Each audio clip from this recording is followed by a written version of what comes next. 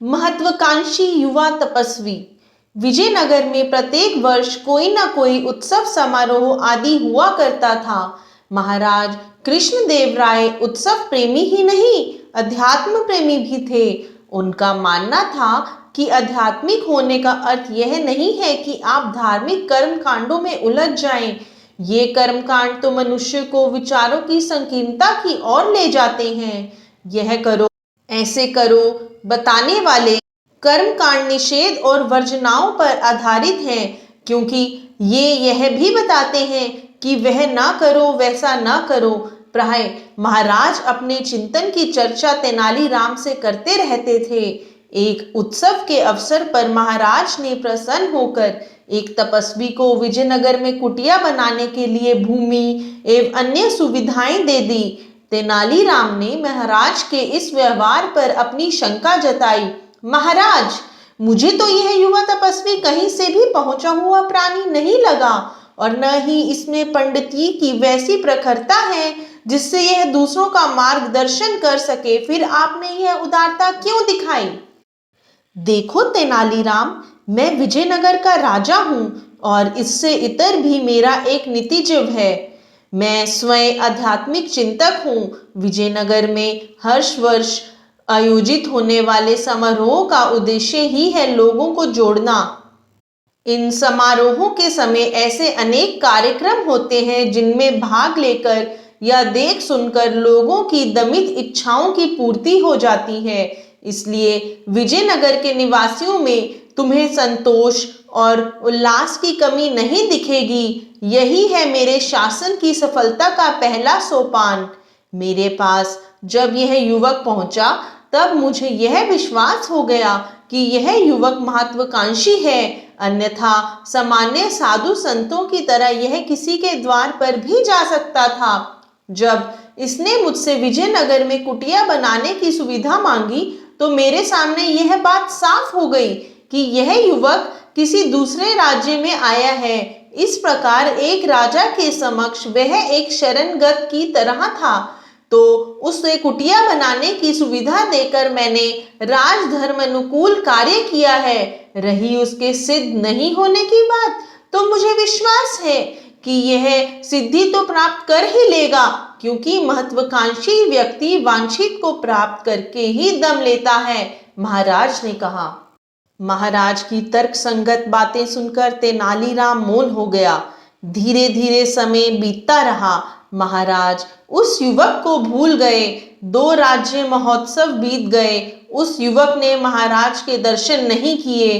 तीसरे राज्य महोत्सव के प्रारंभ में ही वह युवक महाराज के पास पहुंचा। उसके मुख से विद्या का तेज प्रकट हो रहा था। वह दूर से ही तेजस्वी प्रतीत हो रहा था। युवक ने महाराज के समीप आकर कहा, महाराज, मैंने सभी धर्म ग्रंथों का अध्ययन कर लिया है। मैं सभी शास्त्रों का ज्ञाता हो गया हूँ। आप मुझे अपना गुरु बना लें। महाराज ने युवक की ओर मुस्कुराते हुए देखा और बोले, युवक, यह ठीक है कि तुमने सभी शास्त्र पढ़ लिए हैं, मगर मेरा गुरु बनने के लिए इतना ही काफी नहीं है। अब तो तुम्हें अपने अध्ययन पर चिंतन करना चाहिए। मुझे ऐसा आभास हो रहा है कि तुम में अभी भी कोई कमी है, जिसके कारण मैं अभी तुम्हें अपना गुरु नहीं बना सकता। महाराज की बातें सुनकर वह युवक वापस लौट गया। तेनालीराम उस समय वहीं था। उसने महाराज और युवक की बातें सुनी थी। उसने कहा, महाराज, आपने ठीक ही कहा था कि युवक बहुत महत्वाकांक्षी है, सदेश्य साधना कर रहा है। यह भी उसके महत्वाकांक्षी होने का संकेत है। और देखिए, उसकी महत्वाकांक्षा की पराकाष्ठा वह आपका गुरु बनना चाहता है। इसका अर्थ तो यही है कि वह विजयनगर का राजगुरु बनने की अभिप्सा से यहाँ आया है। तुम ठीक समझे तेनालीराम, महाराज ने उत्तर दिया, और बात वहीं समाप्त हो गई। महाराज अपनी सामान्य दिनचर्या में लग गए। वहीं रोज दरबार का काम काज देखना और कभी कभी प्रजा का दुख सुख जानने के लिए विजयनगर के भ्रमण पर निकल जाना, यही थी उनकी सामान्य दिनचर्या।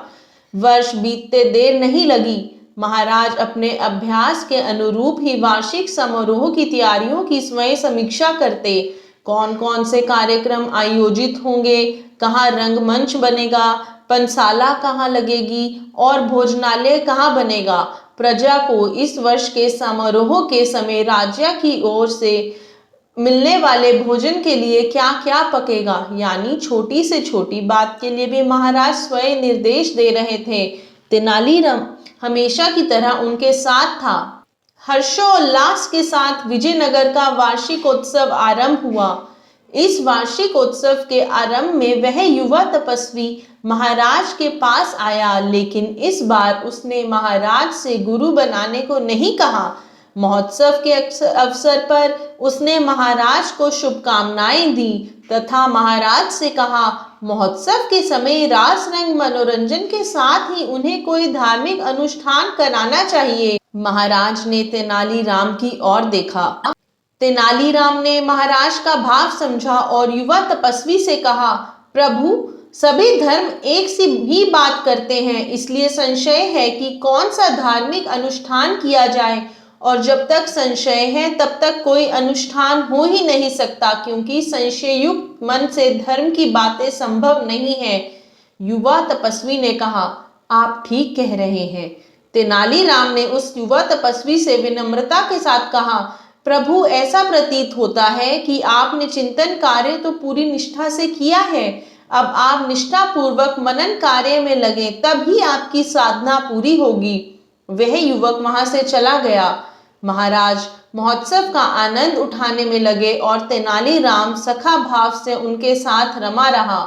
इसके बाद कई वर्षों तक युवा तपस्वी महोत्सव के समय महाराज से मिलने नहीं आया। एक बार विजयनगर में जब महाराज और तेनालीराम वार्षिक महोत्सव के लिए कार्यक्रम तय करने बैठे, तो बात ही बात में उन्होंने उस युवा तपस्वी का स्मरण हो आया। उन्होंने तेनालीराम से पूछा, कई वर्ष व्यतीत हो गए, मेरा गुरु बनने की इच्छा से विजयनगर में कुटिया बनाकर तपचर्या में लगा वह युवक आया ही नहीं, कुछ अता पता है उसका? तेनालीराम ने तत्परता से उत्तर दिया, शीघ्र ही सूचित करूंगा महाराज। इसके बाद तेनालीराम ने उस युवा तपस्वी के संदर्भ में सूचनाएं एकत्रित करवाई। सूचना थी कि वह युवक तपस्वी अब कुटिया से निकलता ही नहीं, कभी कभी किसी किसी को दिख जाता है। वह न तो पूजा अनुष्ठान करता दिखाई देता है और न किसी से कोई याचना करने जाता है। पिछले वर्ष जब अतिवृष्टि के कारण गांव के गांव पानी में डूब गए थे, तब इस युवा तपस्वी ने पीड़ित लोगों को बचाने और उनके लिए सुविधाएं जुटाने में अपना जी जान लगा दिया था। तेनालीराम ने महाराज को युवा तपस्वी के संदर्भ में मिली समस्त सूचनाएं दी और कहा, लगता है महाराज, यह युवा तपस्वी सिद्ध हो चुका है। महाराज कुछ बोले नहीं। महोत्सव आरंभ हुआ। राजा के साथ प्रजा के मेल में उन्मुक्ति और आनंद का एक सुखद और आह्लादकारी वातावरण बना। विजयनगर की खुशहाली के इसी सूत्र को स्मरण रखने के लिए महाराज इस महोत्सव का आयोजन कराते थे। महोत्सव के समापन के बाद महाराज ने तेनालीराम से कहा, तेनालीराम, चलो जरा उस युवा तपस्वी से मिल आएं। महाराज और तेनालीराम स्वयं चलकर युवा तपस्वी की कुटिया में गए। युवा तपस्वी ने उन्हें देखकर अपने हाथ जोड़ लिए और कहा, धन्य भाग हमारे गुरुजन पधारे। महाराज विस्मित से रह गए। युवक की बातें सुनकर उन्होंने कहा, प्रभु, आप यह क्या कह रहे हैं? मैं तो यह समझता हूं कि अब आप सिद्ध हो चुके हैं, इसलिए आपसे दीक्षा लेने की इच्छा से आपके पास आया था। युवक ने गंभीरता से कहा, महाराज, आप मेरे आश्रयदाता हैं, पिता तुल्य और आदरणीय, और तेनालीराम मेरे गुरु हैं। उन्होंने मुझे मनन करने की सीख दी थी और मैं उनके निर्देशन पर ही मन में डूब गया। तब मैंने जाना कि संसार में ऐसा कोई नहीं जिसमें ज्ञान का सागर न हो। चाहने पर कोई भी इस ज्ञान के सागर से गोते लगा सकता है। उस युवक ने तेनालीराम के चरण छुए और तेनालीराम ने उसे अपने गले से लगा लिया।